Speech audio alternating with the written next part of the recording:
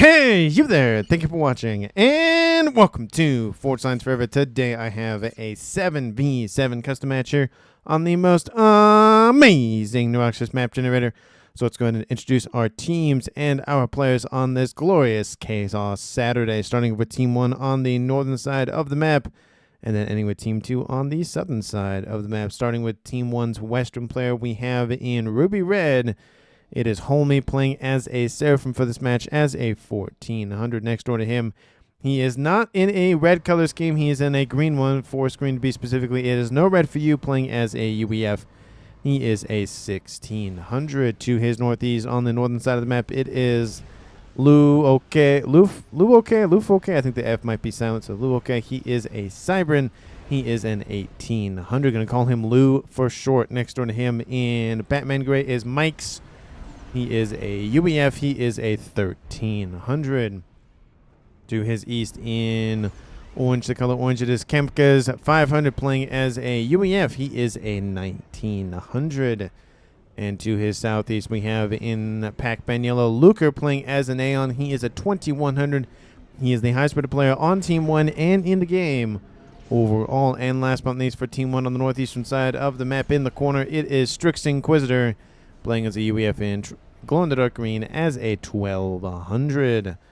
So over Team 1 side of the map, they have, I think my count is correct, 4 UEF, 1 Cybran, 1 Aeon, and 1 Seraphim. That adds up to 7, and which means Team 1 has all of the factions on their side of the map. Taking a look at Team 2's eastern player, then going westward this time, we have in Light Oak Tan, it is Kabanoff playing as an Aeon. He is a 1600.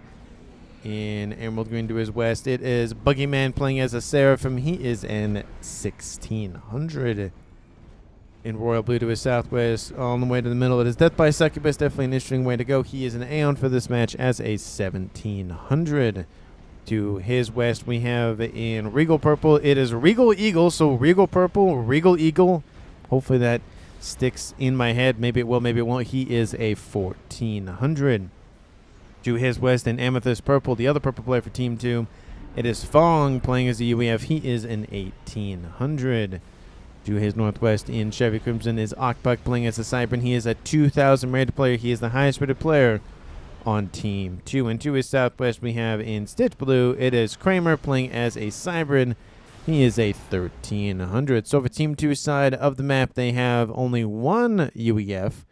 But they do have 3 Cybrans, 2 Aeon, and 1 Seraphim. So both teams have 1 Seraphim.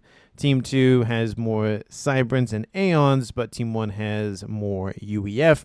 But all the factions are represented on each side of the map and in the game overall. And for these 14 players on the map, before they scoop it all up, let's take a look at their reclaim situation. Currently sitting at 16,000 mass and reclaim, which makes it a little bit over 1,000 mass per player. Highlights in terms of reclaim locations, there's over here on this western side, we see a 400, almost 500, a 600, a 320, a 330, and of course it's mirrored on the eastern side there. And there is some reclaim towards the more central parts of Team 2 and Team 1's lineups, but pretty much that's the majority of the reclaim. There is a spot of 400 and 300 kind of dotted in the background for players to grab. So there's reclaim for everybody, some close, some not, and some to be fought over. So we'll see how that ends up shaking out on the mechs, not mechs distribution, but the reclaim distribution. Take a look at the mechs distribution now. We have for Team 1 side of the map, there is a quad mech position a little bit near this nice little plateau hill section. So going to be very hard for Team 2 to assault it. Speaking of which, Team 2's Boogeyman is already over here. Team 1, there's also a Trimex position over here next to No Red for You's position, and then a Twin Mex already at Mike's position, also a Twin Mex right where Holme is. Not really a lot of groupage of mexes in the background. There's also another Twin Mex on the eastern side as well. Looks like that went to Luker. So there are some points to grab in the middle of the map here. There's a little bit of, mechs there, a couple of mexes there, but the mexes are definitely going to be a little bit more scarce towards the middle of the map versus the eastern and western sides. But the problem with that is it's very hard to get land units around the map just because they're very confined environments. The middle of the map is very open. So we should see more land armies maybe use this route, but they won't get as many gains as they would if they're going for that western and eastern side of the map. So it depends what players are really after, either denying eco or claiming territory or trying to do both, as always is the case, but sometimes it just doesn't really work out that way. We do see wall sections are being built by Boogeyman in front of Luker. Luker's like, nah, it's fine. I don't care. We'll send in a roar and kill that engineer off. I guess he has a little bit of reclaim to grab from that engineer, but, I mean, not much. T2 upgrade started for no red for you on the western side, and on the eastern side, gun range started for Luker. We do see T2 started for Regal Eagle down in the south. So upgrades are starting to progress here in this game at 5.5 minutes.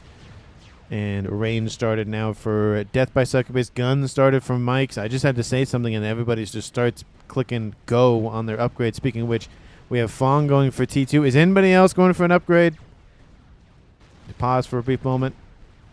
No. Okay. Just making sure. We have the western side of the map. We have Team 1's Homely versus Team 2's Okpuk, so it's going to be maybe a 1v1.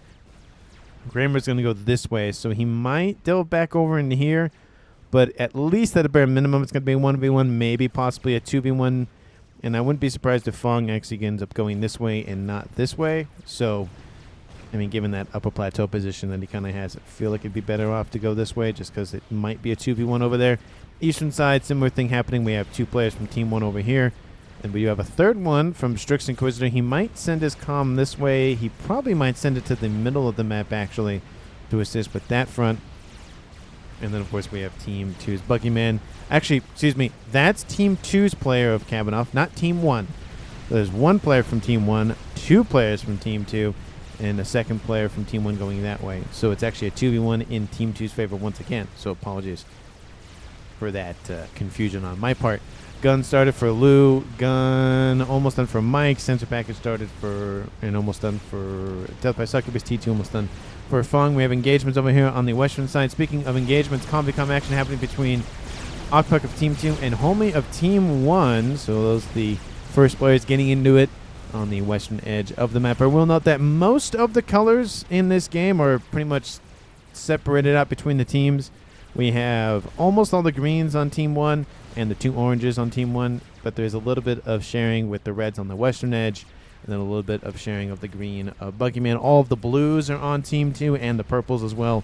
So for keeping track of who is who, Team 2 is on the south, and again, Team 1 is in the north, just for a reference. And again, I probably will confuse myself again.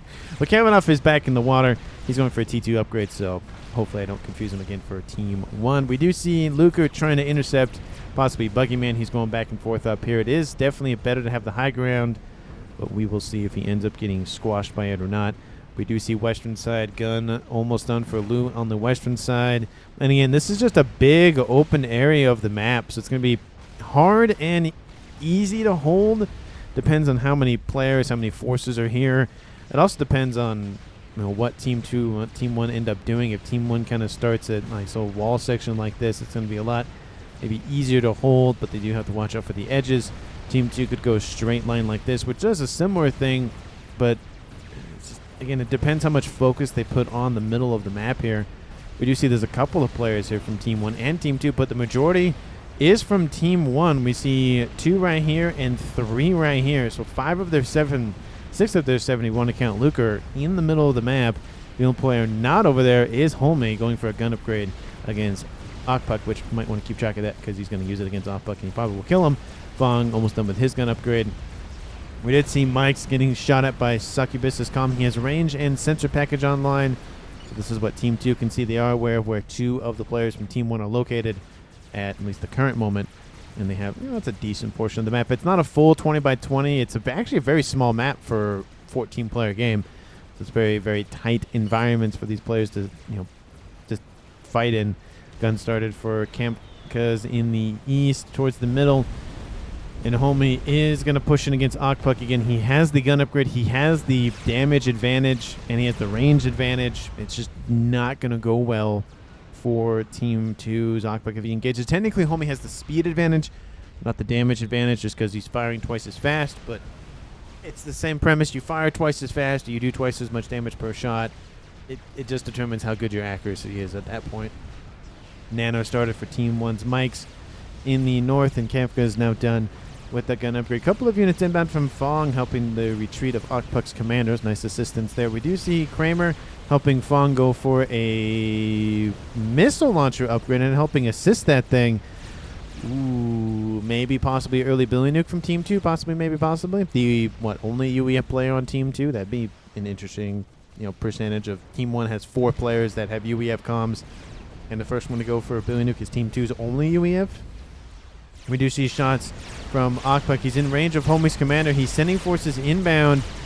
Homie's going to get some veterans. He already has 1. He probably might get close to 2 with this engagement. And Okpuk continuing to push. A missile almost hits Homie's comm. Nice attempt snipe there by Fong. He almost got him, just barely off by, I'd say, maybe a couple of meters. So nice grab, or almost grab there, I should say. Nano repair done from Mike's comm eastern side. We do see that Strix Inquisitor has joined Luker, so it is a 2v2, maybe 2v3 scenario, as we see even Death by Succubus pulling back and moving into intercept. We have Team 1's Kamka's moving in against his position now. Missiles inbound. Looks like he's going to strike on some mexes. And Homie does make it to safety. He's going to go into the water. Probably going to go for a nano upgrade. He is Seraphim. He gets a huge bonus from the nano regen. Would not be surprised if he goes for it here shortly. Another missile outbound again, trying to strike at the eco as much as possible. Eco situation relatively the same between the teams. We're talking about less than 10 mass a second, sometimes less than 5 mass a second. So realistically, both teams doing very, very well. Of course, individual numbers will vary, but for the most part, it is the same. But the missile is shot down by Team 1's TMD from No Red For You. Nice preventative measures there. And I'm assuming with Team 1 aware of the missile launcher on board the comm, yeah, you have a Team D right here. So yeah, they're starting to prep defenses and denying that sort of tactical advantage that Fong has for now. Buggy Man almost done with his nano. Nano started for Strix. He is very far forward, and he's not going for gun, which, I mean, it's fine. It keeps him alive a little bit longer, but I feel like the gun probably would be a little bit more advantageous against pushing against Team 2, but maybe he has a different strategy in mind. Maybe he'll go for T2 engineering suite. No, he's going to go for gun anyway, so I can just shoot myself in the foot there. Nano repair started on board Homie's comm. We have, again, more missiles inbound, but looks like he's actually eliminating all of the reclaim, so no reclaim for you, Team 1, or it's specifically Homie. More engagements in the middle. Death by Succubus engaging the nano and gun comm of Mike's. We have Blazes inbound. We have more Aurora, more Mantis inbound. They're going for these 2 players from Team 1, and they're going to probably get maybe one of them. There's a lot of forces in here. We do see Death by Succubus is going to move in and go after Kamka's commander. Again, gun nano versus gun. You're probably going to go for the commander who has the less regen. Again, they don't know of each of the upgrades on board. At least definitively, he can tell there is sort of an upgrade on board, but he doesn't know exactly what it is. If he pays attention to the hit points, he might be able to tell. But Kamka's control Ks and kills all of the forces from Death by Succubus. Death by Succubus now forced to retreat. It was going to be maybe a double kill for Team 2 if they didn't do that. So nice tactical move there from Kamka's. Good thing I was right here watching this, but Death by Succubus is going to get some assistance from Regal. Eagle announced it's 2v1. Granted, no gun and no nano on board Regal, but he is going to offer his hit points as a nice little bullet sponge for Mike's. Actually, not for Mike's, for Death by Succubus's comm. Mike's is dropping hit points. He's at 6,000 and falling. We do see a couple of units, but Death by Succubus is dropping below almost 1,000. We have Blazes inbound. They're going to go for the commander. At least you would assume they're going to go for it. Looks like he's going to... there he goes. We have a kill for Team 1. Death by Succubus. Nice little revenge for Team 1's Kamka's control. Okay, we have Strix Inquisitor moving in. We have Luker moving in. And Luker's force is still pushing against Regal Eagle. Regal Eagle not looking too good. Again, it's no gun, only T2 on board, no nano. That might be another kill. It's going to be another kill for Team 1. Dropping this game to a 5v6 in their favor. And he's going to get close to 1 star. He's not going to get to 1 star, but there he goes. Loses all his hit points and goes the way of the Dodo Bird. Nano repair almost done for Homie on that western side. So Team 2 is down 2 players. Team 1 is down 1 player at 14 minutes on the clock. Not everybody's going to make it past 20 minutes, unfortunately, but that's just kind of how the way it goes with a 7v7 game. We do see no movement happen from Okpuk yet. And it looks like Team 1 starting to consolidate their defensive line here instead of realistically here. It's kind of bleeding in to the middle, but it's mainly focused on this western side, at least specifically for No Red For You to cover both the western approach and the west side of the middle, just in case. But there's 3 players for Team 1 right here. We have Strix, Luker, and Mike's going for a shield upgrade. Strix has gun nano. Luker has gun speed / range on board. We do see that Buggy Man, gun nano, and regen with a couple of Ilshis as assisting bodyguards. And it might... again, there's 3 players for Team 1. One is heavily... not heavily damaged. He's almost back up in the green now. And we have nice little Harbinger with a whaler assistance from Team 2. So T3 Air is online. 1 player at least for Team 2. As T3 Air. Team 1, land all day. T3 Air, T3 Air. So it looks like Kamka's base went over to Strix Inquisitor, who I guess was also going for T3 Air. So both of them have T3 Air. Both of them. He has T3 Air in 2 different departments. So that's nice for him. He has a backup UEF facility. That's always nice to have. He's going to be pumping out air a lot here shortly. Buggy Man, again, gun, nano, and regen online. We have Strix Inquisitor, gun, and only nano, because regen or doesn't exist for anybody else except the Seraphim. Overchargers really ripping through those hit points on board those Obsidian T2 heavy tanks. They are tanky tanks. Another one is killed off. They have 1,500 shield capacity, which is the most for any standard unit in the game. Not... when I say standard unit, I mean standard attacking offensive unit. And the Harbinger has 1,000. The Titan has 750. I know the T2, like Parashield, Asylum, the T3 mobile shielding, whatever that's called, I can never pronounce it. That has more, but in terms of like an offensive unit, it has the most shield in the game. Brick over here hanging out in Kavanov's base. Definitely not happy about that. Harbinger now online. T2 mexes are the targets. Going to wipe out a couple of mass per second for Team 2, and they definitely don't need that because... Team 2 is down in the the income department anyway. But look, that mech is dead, that mech is dead, that mech is dead. I was going to say there's another mech dead, but that mech is now dead, so that's 4 mechs is dead. Bricks up to 4,800 mass killed. Again, and every second that goes by, that's 36 mass a second roughly, because I know this one is assisting this facility, but roughly 36 mass a second that Kabanov is missing out on. He's dropped to 29. That power related? No, that is not power related. That is legit income. That is unfortunate for him. Eastern side is pretty weak, but he is getting some PD online, getting some facilities knocked offline. That way he can get a little bit of reclaim and maybe hopefully fund the reconstruction of said mexes. I did see the laser started for Okpuk's commander. We'll see if he continues to go for that or not. And he'll be playing the long game, and hopefully it doesn't happen like yesterday's game happened, where things didn't end up working and just wasn't a good thing for that player. I won't mention who it was or what happened, but for those of you who watched yesterday's game, you know what I'm talking about. If you haven't seen yesterday's game, it's a good game. Some things happened that I don't agree with, but for the most part, I think it was a good game. Missile inbound from Team 1. Strikes nice little pigeon. Random pigeon in the middle of nowhere, so no idea why it was there, but it was there. We do see a Soothsayer coming online. Hopefully he gets some TMD. He's getting some shields to protect it, but hopefully he gets some TMD because somebody has a TML. There it is. Nice little aloha. It is hello and goodbye all at the same time, so nice name for that missile launcher.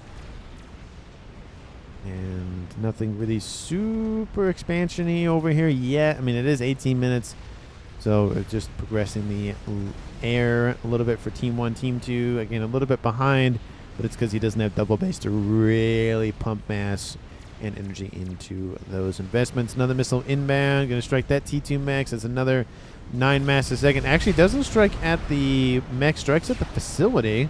Denies, I think it was a T3 land one, actually.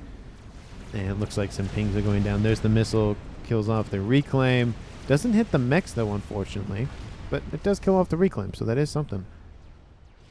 Advanced range now started for Luker's commander. He's not going for shield yet, but I always love it when somebody just says, go assist a commander with a shield, and you just see this shield just falling around this commander. I think it's very cute. Eastern side, Harbingers raiding the eastern front. Again, there are a couple of Obsidians. They will take no prisoners. And the Harbingers, again, can't go in the water, so yeah, it's not going to be fun for them. And we do see Kavanov's comms inbound. T2 on board, no gun upgrade, no sensor package upgrade, no nothing, it's just T2. Hopefully he has overcharge to wipe these tanks off. He's going to reclaim them, interestingly enough. is reclaiming, actually bypassing the shields. Didn't know it did that. So, no, food for thought there. Did not know that. Huh. I guess that kind of makes sense because he's reclaiming the mass, not the energy for the shield. I think. Hey, yeah, I guess that makes sense. Didn't notice it though, so learning something new every day, even after 750 plus casts or whatever we're at this point. Still learning something new. Gotta love it. Western side, still the laser progressing here for Akpuk. Closing in on the 20-minute mark. This is what Team 2 can see on Team 1 side of the map. They have a couple of spy planes en route, so they're able to kind of get an idea of what Team 1's up to. And then, of course, they have noted that there are two T3 air facilities up to the north. And then for Team 1, this is what they can see on Team 2, a couple of scouts down there right now. But they don't really know a whole lot what's going on back there. But they probably will send some spy planes in shortly. Looks like the ASF count definitely favoring Team 1 just by the clumpage. And again, it's dual base or double base for Strix. So he's really able to get a lot of mass and just throw it at his air facilities. Coincidentally enough, Lou is actually producing more mass than anybody else on Team 1 by a little bit of a margin on Strix, and then Luker's at 200 and everybody else is below that. Team 2, the leaders are Buggyman, and then everybody else is below that. No one else is at 200, and Team 2 is, again, below the threshold of 1,000 mass that Team 1 is at. We do see Kabanov is hanging out over here, but there's a lot of these Obsidians running around, and they don't call them heavy tanks for nothing. They are annoying to deal with. You know, if the Luker runs out of power, it's a lot easier to deal with, but I don't think that'll happen anytime soon. Unless some power outages happen for one way or the other. Laser is done for Akpuk's commander. Don't know if Team 1 is aware of that, but it is now done. And Homie is hanging out over here. He might be the target. There are a couple of laser weapons online for him, but not as powerful as the one on board Akpuk's chest there. He probably, once he's spotted with the laser, he'll be immediately focused down by Team 1, so he's probably going to push in, grab the kill, and then immediately retreat because everything's going to come that way. It was Fong who built the Soothsayer, not Kramer. They're talking about who built the Soothsayer in the middle of the map. Soothsayer is online. This is what Team 2 can see. Huge portion of the map. Because it is such a small map, that is a huge portion. We're talking about maybe 30+%, maybe closing in on 40. Because, you know, this is about 50% of the map right here. And it can see a huge portion of the middle. So, nice grab there from Team 2. Team 1 can also build them. They do have access to Cybertech. He's right there. Lou's in the middle of the map up there. So he can build a Soothsayer up there. We do see Akpuk is inbound. He's looking at the brick. He's like, I want to go for you, but you're in the water, so I can't shoot at you. Only had the torpedo upgrade. There goes the comm. Again, Akpuk will take some damage on his way to Homie. Homie actually got closer for him, so that's nice for Akpuk. Akpuk goes in for the kill. Laser activates, and he's trying to stay right at the range. Goes after the PD emplacements. Needs to keep pushing because the laser has now been spotted. Radar is down, and he's barely out of range of Homie's commander. He needs to keep pushing. This frontline facility is now gone. He turned around a little bit, and that gave Homie enough time to get out of there. So it's going to be a little bit of forward momentum for Team 2. But again, Team 1 now knows about the comms laser, and that is not good for him long term. Short term, it's great. Long term, not so great. Middle of the map, we have Fong pushing in with some forces, trying to clean out the front line at least a little bit. They wiped out kind of a section of the middle here. And then moving this way, there's a lot of PD, a lot of TMD, AA, and the whatnot that we can easily clean out. And that way you can send the ground forces in with the bigger ground force later on and wipe out a decent amount of Team 1 side of the map. Strat Bombers inbound for Fong's commander. There's 1, 2, and 3. That's 4, and that's 5. ASFs need to be called in immediately. Team 1 sends their ASFs in. He has to engage. And 5-star vet online. It's only going to take 3 more bombers to kill him. There's 1 bomber dead. There's 2 bombers right there. He's got a bob and weave. Bob and weave getting shot at by some bricks. That's it. Team 2 loses Akpuk to strat bombers from Lou. And that is a kill for Team 1, dropping this game to a 6v4. And with that, that is a huge amount of pressure relieved for that western side. Homie almost got killed off, but got out of there. Eastern side, we have Luker being killed off by Buggyman's, Harbingers, and GC. And that army is moving in. There's another GC coming online, but I don't think it'll be built in time. It's going to actually be paused for a second with transfer of control, most likely going over to Strix, at least for, I mean, I would assume for now. But there's the comment about build the thing. There is the reorder of the construction efforts. I don't think that's going to happen. So Team 1 loses a play on the eastern side. Team 2 loses a play on the western side. And it's now a 5v4. Still in favor for Team 1, but at 24 minutes, there's more economic damage being done to Team 1's side of the map. So, that again, it is unfortunate. Team 2 is down a player, but they are inflicting massive amounts of losses for Team 1. So there is that Strat Bomber doing some damage to the GC.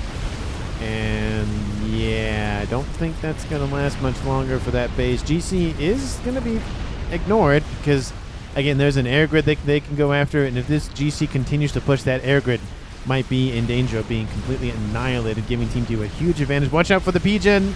It's going to blow up next to your face. Ooh, loses some hit points there.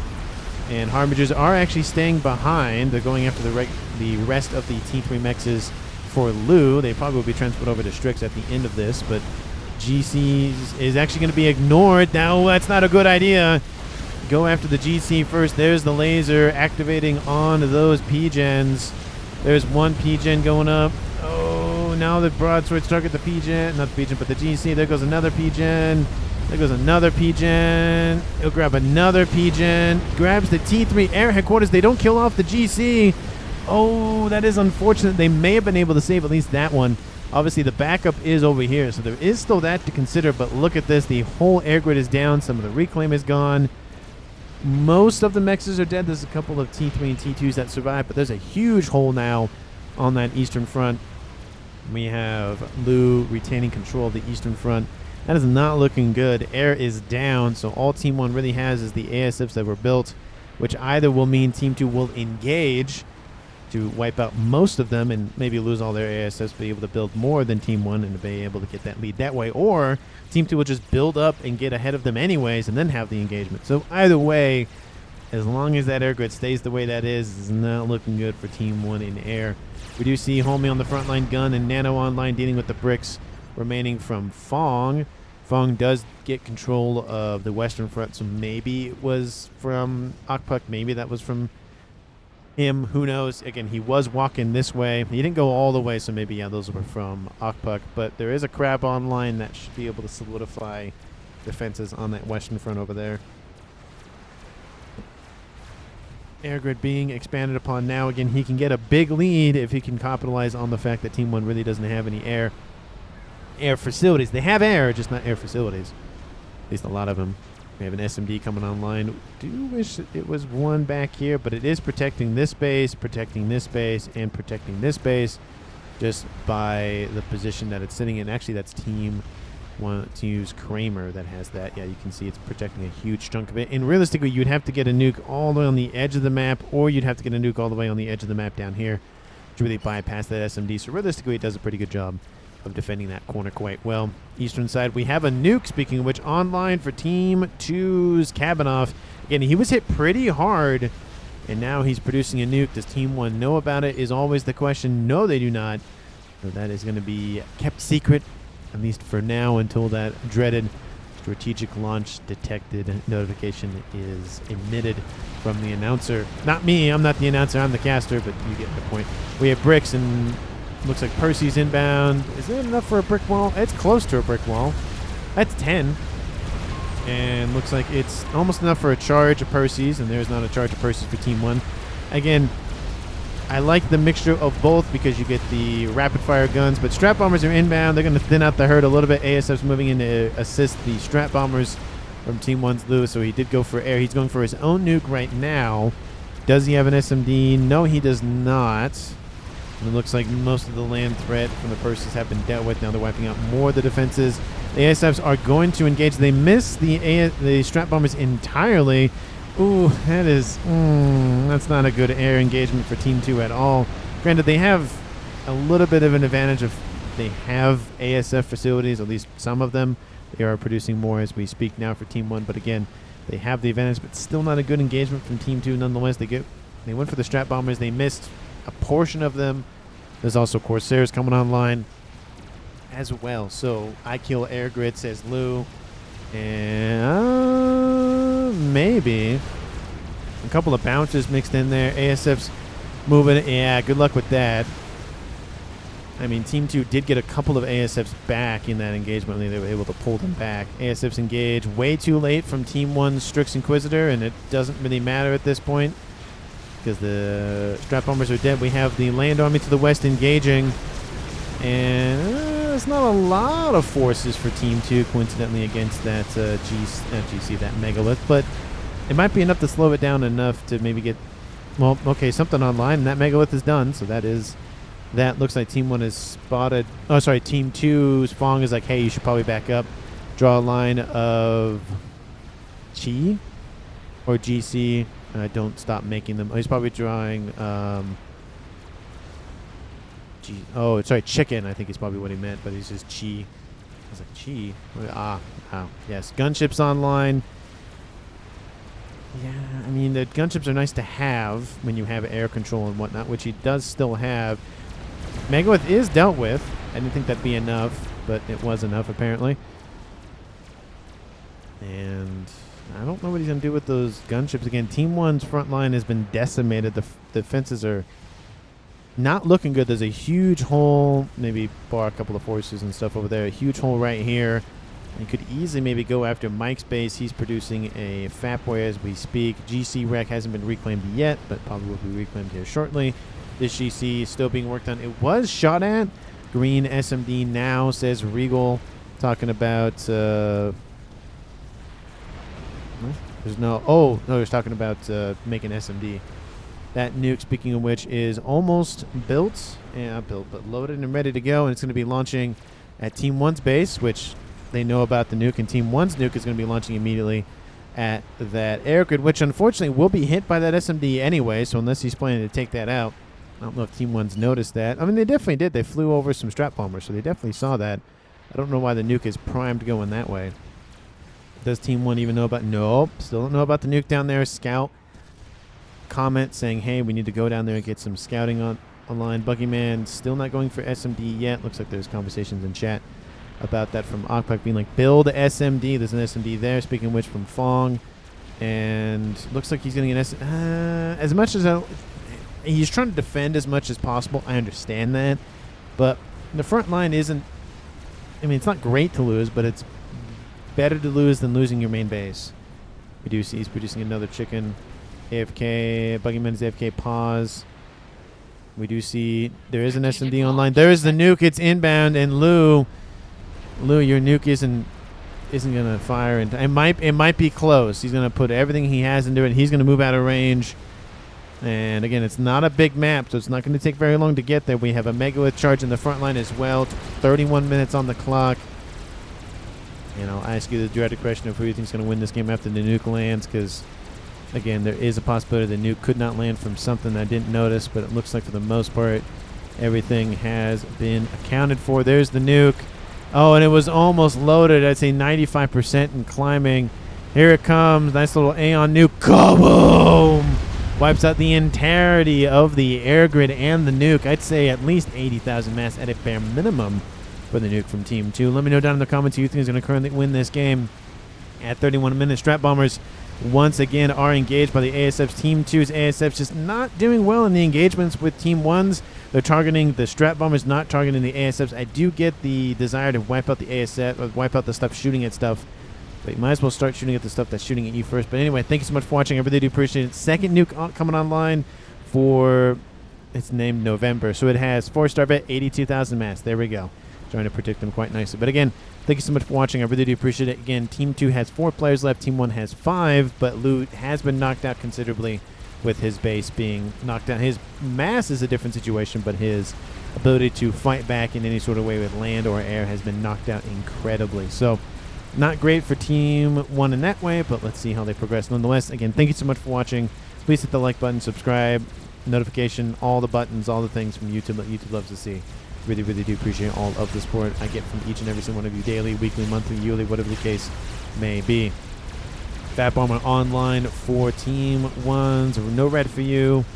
Nuke Eliminator coming online. It's loading, so it's halfway there. We do see another SMD built for Lou and an SMD almost loaded for Mike's.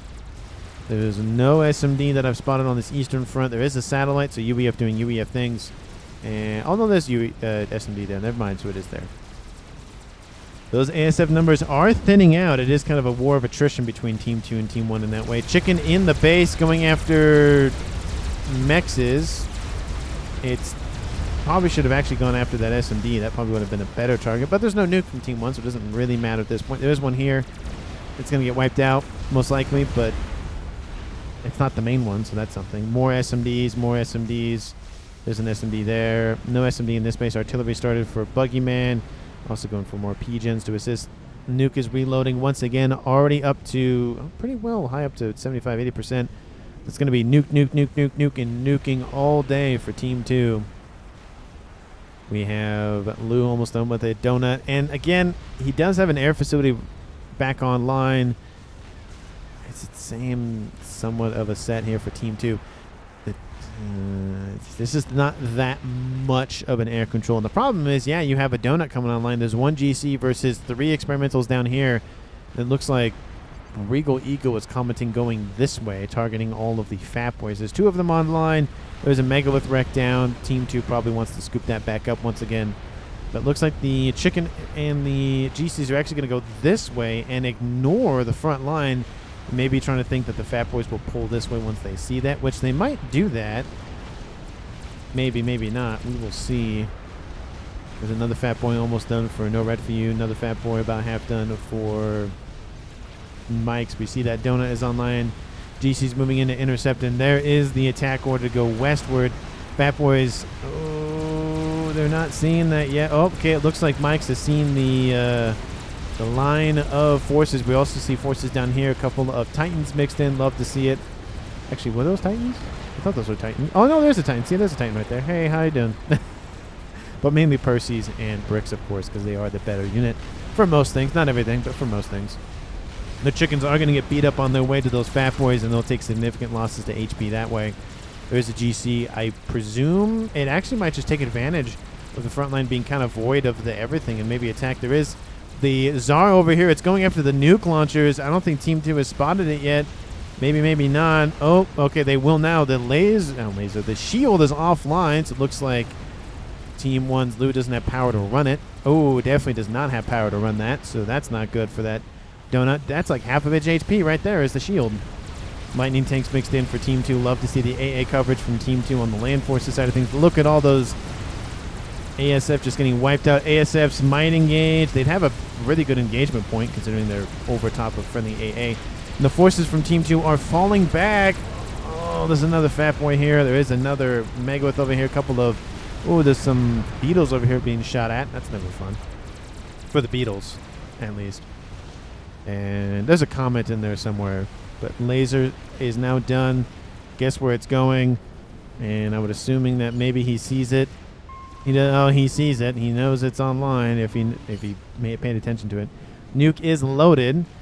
And is there SMDs loaded? Yes, there is. He might be able to squeeze out a nuke on that edge of the map here. Oh, yeah, he can definitely squeeze out a nuke. Look at that. There is an SMD there. It is not loaded yet, so if he fires now, he will grab that air grid. At least that main one. And we'll see if he goes for it. Artillery is done for Team 2. Second one coming online soon. And that is where that laser is going after. And that force sitting next to the explosion. I think that was Regal Eagle's comm, actually. I think it was that one. That was Kabanoff. That was Regal Eagle. And then, who was this? No, that was Death by Succubus. This was Regal Eagle, I think. Yeah, Death by Succubus is the one that died next. And honestly, the ASFs could just engage the donut right now. I don't know why they're not going up. There it is. Okay, I was going to say they might as well just engage the donut now. It's with no ASFs nearby. And there goes the shield is down. And turns around for a second pass. It's going to be the end of the donut. Oh, don't land on the FAF boy. That's going to be awkward. Ooh. Doesn't actually do any damage to the FAF boy. It looks like maybe the shields got hit a little bit. And artillery is inbound for the air grid. Definitely a sensible choice there. Might as well target the SMDs. That one doesn't have a shield online, but it's going to have one here shortly because of the artillery piece. Novak's second one coming online right next door to the first one.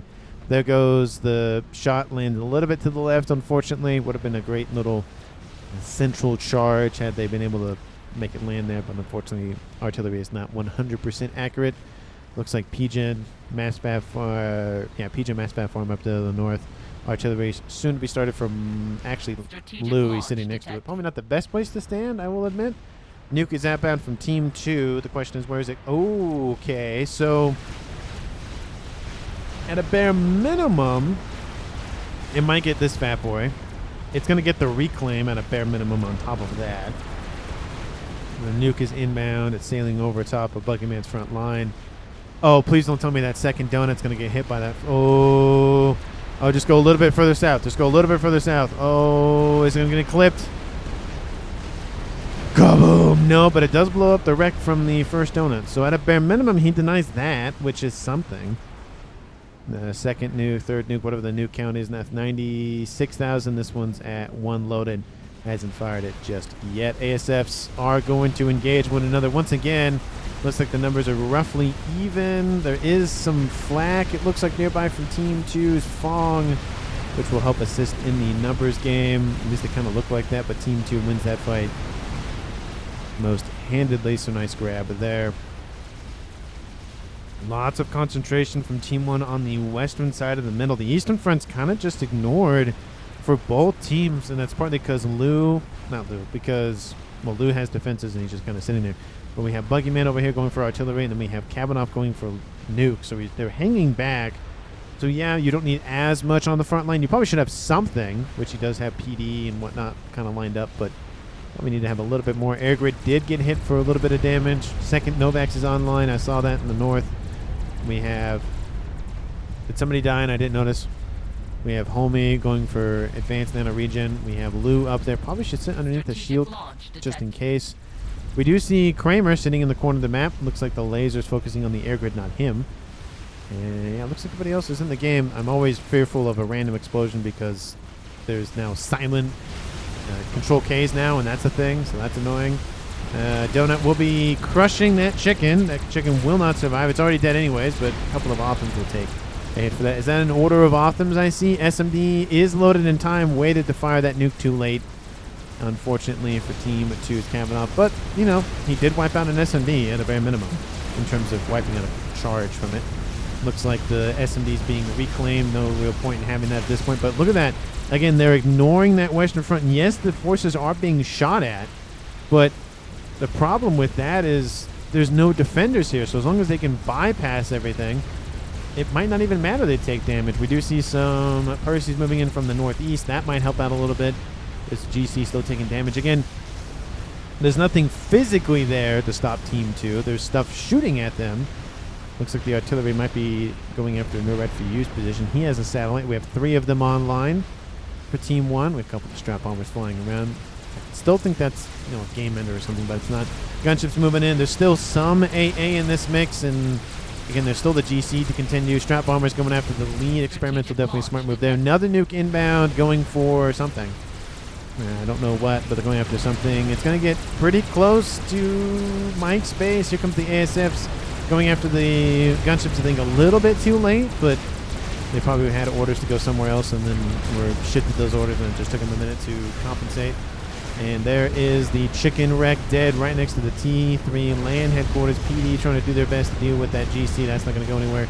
Ironstorm does activate in front of Team 2's forces, so that's not fun for Buggyman, but he will continue his onslaught. They're moving into Mike's position. Artillery has been started, and I don't think that's going to last much longer. Everything from Team 1's front line has been pulled back to deal with this, and if there was a secondary attack inbound, it might be enough to push in that way. Shields are down. Target the PGens first. Always target them first. You blow everything up. Nothing really exists. Mike's takes a little bit of AoE damage from that. Ooh, there's a little bit of a PGen mass FAF farm that they've noticed. They're probably going to target that next. The Eco is favoring Team 2. And Laser will grab all of the everything. There go all the engineers, bar one. One gets out of there just barely. Another mass fab farm, a mass fabricator device. And Mike's is right here. He's chasing the GC. The boldness of him. But again, he has a shield. He has support nearby. So realistically, even if he did die, he was trying to defend this. His entire base is gone, so he really doesn't have anything to his name at this point. So if he dies, it's not the end of the world for Team 1. It's still a player dead at the end of the day, but it's not a player dead with a bunch of stuff that he had. It's a player dead with really nothing left. So it's a double-edged sword. You lose the APM, but the player that did die, all that stuff that was his could go to somebody else. So again, double-edged sword with all that. Looks like the satellites are targeting the SMDs, it looks like. Maybe air grid, maybe. I see another nuke or hear a nuke outbound from Team 2. Don't know where that other one went. It's going for this position. Artillery has wiped out the SMD. So that's nice for Team 2, not nice for Team 1. That other SMD is down. They're going after the GC producing facility. That thing will finish. Question is, will it get out of range before it gets hit by the nuke, which that survey says probably not. It's going to move immediately. Oh, it might get enough distance. Hold on, let's see. All those engineers are going to die, though. Kaboom! It does get hit on the way out. Loses 70,000 of its 99,999 hit points. And the artillery from Team 2's Buggyman doing very, very well of just wiping out strategic targets for Team 1. We do see, or for Team 2 on Team 1 side of the map. Buggyman has a third one coming online. Anybody else going for any long-range stuff? Well, they're just dealing with satellites, so that should be probably the next target. There's 3 of them online for Team 1. Maybe a 4th one somewhere. Satellite. No. Just shielding. Yeah, just shielding. And SACU goes down. Megalith hanging out on that western front. We have shots inbound. Going for Homie's position. There's an SMD mixed in there. Oh, the Pigeon blows up. Almost kills off Homie's comm. He has to deactivate that upgrade that he was building. That SMD again was the target. He was just unfortunate kind of there. SMD is down. There's an opening for a nuke. Engagements once again on, who is that? That is no red for use base. I should remember that because he's not red. So you would think I'd be able to remember that pretty easily, but I do not. He's going to OC. Overcharge says Death by Succubus, talking to Mike's. And it looks like strap bombers are inbound to assist a little bit. Again, he doesn't have much to his name at this point. So again, if he dies, he doesn't feel like he's missing out on too much because he really can't affect the game a whole lot at this point, but he can at least do something. Mike is being focused by the bricks, but again, there's not that many forces here now anyways. There's 4 FAF boys here from Team 1. There's a lot of firepower. In the northeastern corner, there goes a nuke. Kaboom! Wipes out the satellites from Strix Inquisitor, so that's gone. It looks like satellites now starting to target stuff for Buggyman. Buggyman doing very well with the combination of the nukes from Kavanaugh.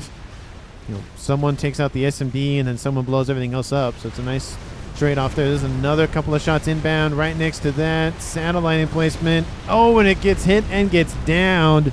All satellites are gone for Team 1. 43 minutes on the clock.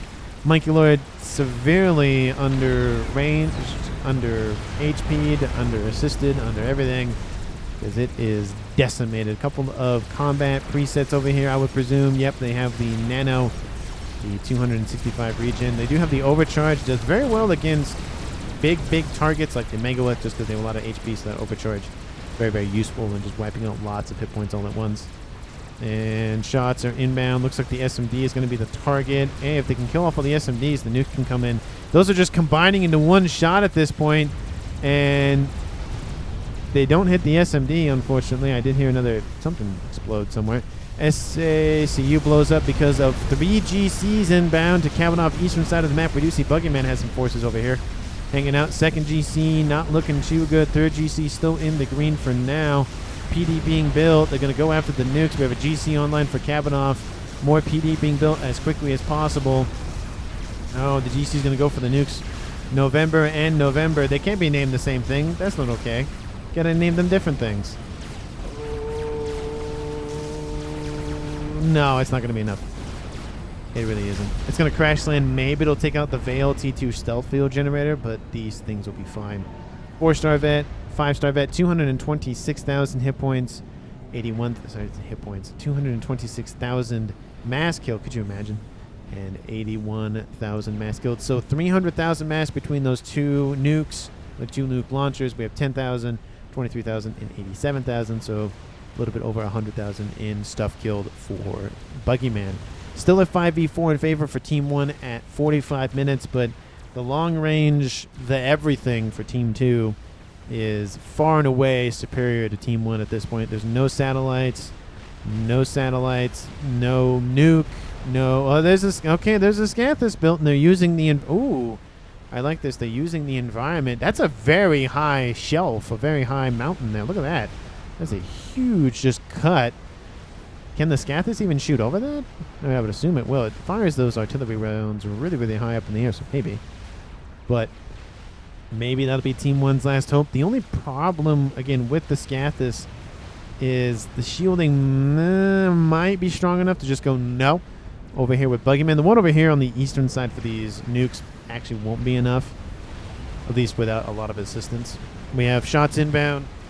Again, Buggyman doing very, very strategic, very surgical work, wiping out all of those SMDs. But unfortunately, had the shots came in one after the other, not all at once, it would have been able to wipe out that SMD. But unfortunately, they came in just tied together. They are able to wipe out a lot of shielding all at once, which is very useful if you're trying to take the shield down, especially if it's being assisted. The problem with this method is you can't do damage one after the other. You see the shots land. They all land on the shield, and then everything else underneath it is fine. So you got to kind of space your shots just a bit. But then there's the problem, again, if it's a massively shielded situation like what he's dealing with, or even more than that, you want something to just hit like a ton of bricks all at once. So it's kind of a hard, scenario to kind of judge. Western side, we have Lou control Ks, no kill, no nothing, just control Ks. He's kind of done with the game.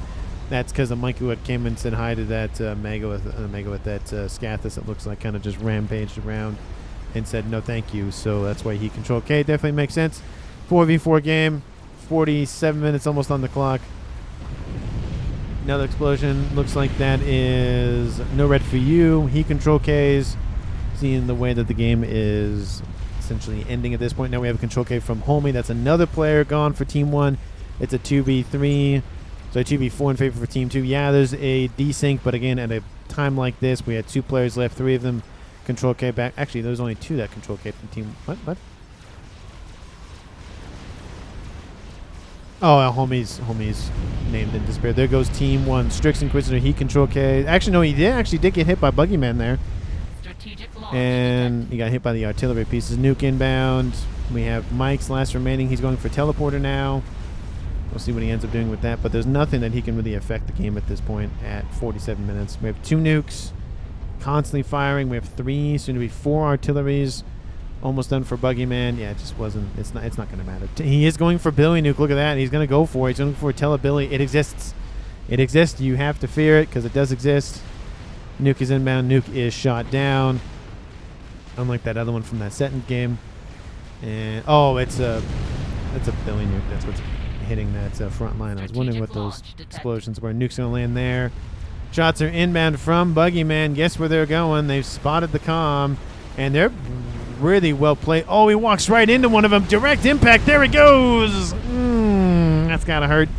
Buggyman is the last player on Team 2 to get a kill, and it's a win for Team 2 at 48 minutes on the clock. Team 1 had a good thing going earlier on. They had an advantage with comms in terms of left alive.